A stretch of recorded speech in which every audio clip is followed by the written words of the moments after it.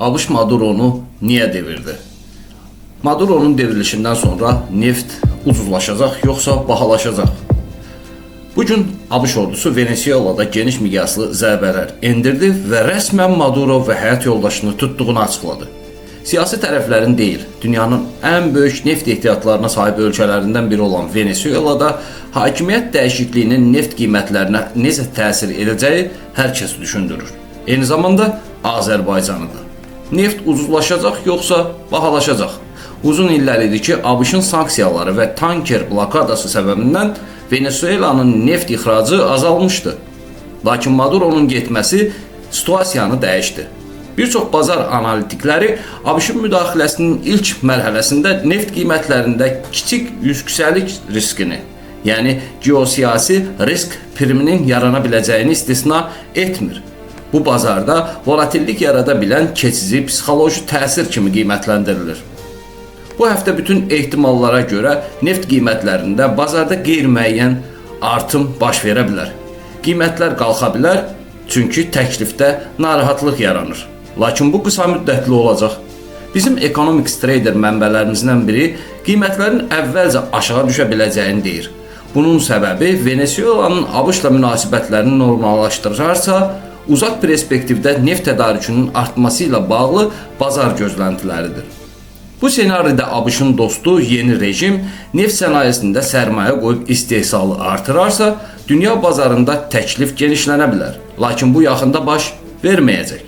Uzunmüddətli trend üçün qiymət təzyiqi aşağı yönlü ola bilər ki, bu da əsas gözləntilərdən biridir. Ən mühüm məqam odur ki, Venezuela OPEC Plus üzvüdür. Bu hadisə OPEC Plus qərarlarına təsir edə bilər. Xüsusilə də digər üzv ölkələr, Səudiyyə, Rusiya Federasiyası hasilatı artıra və yaxud da azalda bilər ki, bu da qlobal qiymət dinamikasını dəyişə bilər. Lakin ABŞ-ın təzyiqləri fonunda bu ehtimal çox azdır. Ümumilikdə bu istiqamətdə təsir həm qısa, həm də orta müddət üçün qiymət volatilliyi ilə təklif qeyri-müəyyənliyini gətirə bilər. Potensial uzun müddətli təsir isə çoxlu faktorlar, yeni rejim, beynəlxalq sanksiyalar, OPEC-in qərarları vasitəsilə formalaşacaq. Yeni sərt qiymət artımı və ya enişi gözləmək sadəlövhlükdür. Amma burada diqqət edilməli başqa bir məqam da var. ABŞ-ın sanksiyaları və tanker blokadası səbəbindən Venezuela'nın neft ixracı artıq azalmışdı. ABŞ yeni hökumətlə anlaşsa, bazara daha çox neft çıxarıb qiyməti aşağı sala bilər. Və bu Trump komandasının maraqlarına uyğundur. İndi isə gəlin bu suala cavab axtaraq. ABŞ yeni hökumətlə anlaşsa, Venezuela nefti dünya bazarına axa bilərmi? Teorik olaraq bəli. Praktikada mərhələli və gecikməli bir proses baş verəcək. Lakin nəzərə alaq ki, Venezuela'nın neft sektoru illərlə sanksiya və investisiya çatışmazlığı səbəbindən dağılıb. İnfrastrukturu köhnəlib. Hazırda Venezuela'da ağır neft üçün qarışdırıcı problemi var və eyni zamanda ixrac terminalları tam gücdə deyil. Birja traderlər nəzərə almalıdır ki, hətta Venezuela'ya qarşı sanksiyalar bugün götürülsə belə, neft hasilatı və ixracatında yaxın 6 ayda cüzi artım baş verəcək. Lakin 12-18 ay ərzində artıq ABŞ neft bazarlarında ciddi təsir imkanları qazanacaq. Yəni bu o deməkdir ki, Maduro devrildi və kranı açdıq, qiymət düşdü. Hekayəsi deyil. Lakin gəlin xüsusi məqama diqqət edək. ABŞ nefti yüngül, Venezuela nefti isə ağırdır. Bu, Venezuela neftinin ABŞ üçün ciddi ehtiyaclar yaratdığını ifadə edir. ABŞ nefti yüngül, az kükürdlü, AP40-50 tərkiblidir. Benzin və LNG üçün idealdır, lakin ağır məhsullar, dizel, asfalt, mazut üçün zəifdir. Venezuela nefti çox ağır, xüsusilə də AP820 kodunda və tərkib olaraq kükürt yüksəkdir. Venezuela nefti dizel, jet fuel, asfalt kimi idealdır. İndi isə gəlin ABŞ üçün Venezuela neftinin əhəmiyyətinə diqqət edək. ABŞ-da neft yüngül, zavodlar isə ağır neft üçün qurulub. Zamanında ABŞ neft ayırma zavodları Texas Gulf Coast, Louisiana əsasən Coker texnologiyası ilə təchiz olunub. Bu zavodlar da məhz Venezuela, Kanada, Meksika kimi ağır neft üçün dizayn edilib. 11 ilin öncə Venezuela neftinin təchizatı tam kəsiləndən sonra ABŞ məcbur olub Kanadadan Western Canadian Select, Meksikadan maya, İraqdan Basra Heavy xammalını almağa başladı. Bu isə riskli mənbə və çox baha logistika demək idi. ABŞ üçün Venezuela nefti nə qədər lazımdır? Bəli, Venezuela nefti ABŞ üçün ən ucuz ağır neftlərdən biridir. Logistik olaraq tankerlərə bir neçə günə çatır. Orta Şərq neftindən xeyli ucuz logistika baxımından daha rahat nəql edilə bilir. Digər bir tərəfdən ABŞ-ın şist nefti ağır nefti əvəz etmir. ABŞ-ın emal zavodları yüngül neftlə səmərəsiz işləyir, ya da tam güclə işləyə bilmir. Məhz buna görə də ABŞ sanksiya dövründə belə Chevron üçün istisnalar verirdi. Nəticə etibarilə ABŞ Venezuela neftinin tam yoxa çıxmasına imkan vermədi. Lakin ABŞ Venezuelanı tam sıxıb artmayacaq. Mövcud Bolivar ordusu ilə anlaşsa və ABŞ Venezuela, Suriya, İraq, Əfqanistan senarisini tətbiq etməyəcək.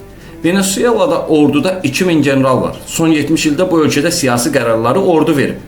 1-2 aya Venezuelada general yetişdirmək isə mümkün deyil. Bu səbəbdən də ABŞ mövcud ordu yetkililəri ilə keçici də olsa anlaşacaq. Lakin Trump daha çox daxili siyasətə hesablanmış addımlar atır. Trump üçün Venezuela nefti məhz texniki zərurətdir. Venezuela neftinə hakim olan Trump daxildə benzini ucuz saxlaya biləcək. Dizel və jet fueli stabilləşdirəcək. ABŞ neft emal zavodları tam güclə işləyəcək. Bəs Rusiya Venezuelada milyardlarla mega layihələr icra edirdi. Uzun illər Venezuelada Rus neft şirkətləri, xüsusilə də Rosneft əsas oyunçu idi. Amma məsələ biraz var idi, sonra çəkildi, indi dolayı iştirak var formasındadır. Qısa və dəqiq ifadə edək. Öncə gəlin bu suala cavab axtaraq. Venezuelada hansı Rus neft şirkətləri olub? Uzun müddət Rosneft əsas oyunçu olaraq Venezuelada birbaşa və ortaq layihələrdə fəaliyyət göstərir.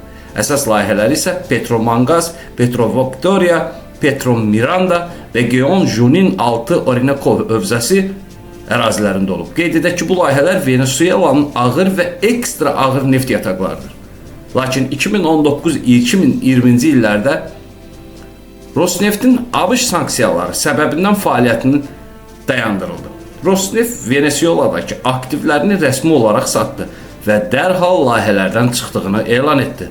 Amma reallıq biraz fərqlidir. Rosneft getdi. Rusiya Venezueladan getmədi. Nəticə etibarilə də Rosneftin aktivləri Rusiya dövlətinə yaxın yeni bir şirkətə, rəsmi adı çox ön plana çıxarılmayan struktura ötürüldü. İzlədiyimiz dünya mediasındakı xəbərlərə görə bu qurum Roszarubezhnet oldu və Rosneftə yaxın dövlət strukturu kimi tanındı. Nəticə etibarilə də Roszarubezhnet de facto Rusiyanın maraqlarını qorumağa davam etdi. Yəni Rosneft loqosu getdi, Rus təsiri isə qaldı. Nəticə etibarilə ABŞ-ın Venezuela müdaxiləsi dünya bazarlarında neftin qiymətlərindən çox ABŞ neft emalı zavodlarının ağır Venezuela nefti əldə etməsi üçün əlverişli imkanlar yaradacaq. Yaxın 6 ayda neft qiymətləri məhz Venezuelada baş verənlərə görə nə kəskin uzlaşacaq, nə də kəskin bahalaşacaq. Rusiya Venezueladan tamamilə çıxarılacaqmı? Ən çox da Venezuelada maraqları olan Çin hansı ilk saatda addımlar atacaq? Bu suallara isə növbəti verilişlərimizdə daha dəqiq araşdırma materialı olaraq cavab tapmağa